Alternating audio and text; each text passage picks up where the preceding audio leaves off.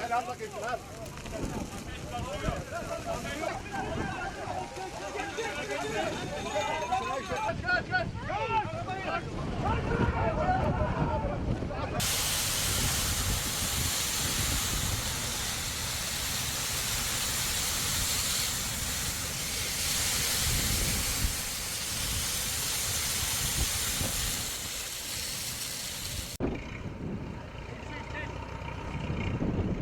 Abi ateş söndürdün az önce.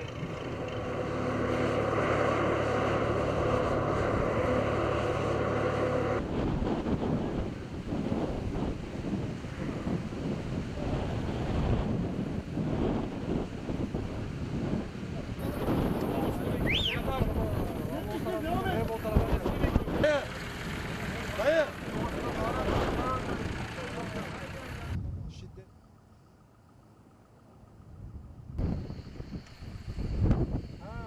Yukarıdaki ev kimindi? Yaşar mıydı? Yeter Paçal. Yaşar o yanıyor herhalde. Buradan baktığımız zaman. Abi sizde sıkıntı var mı? Sizin köyde sıkıntı var. Abi sizin...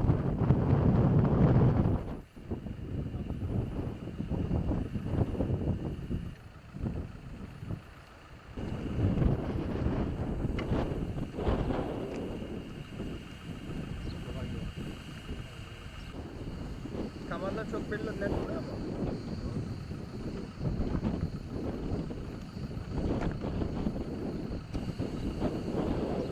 Evet. Biraz önce bir saat önce şurayı da yaktılar. Karşı yandan, oradan geliyor ben. Sağ çık yandan. Gademir'de de çok büyük yakışık.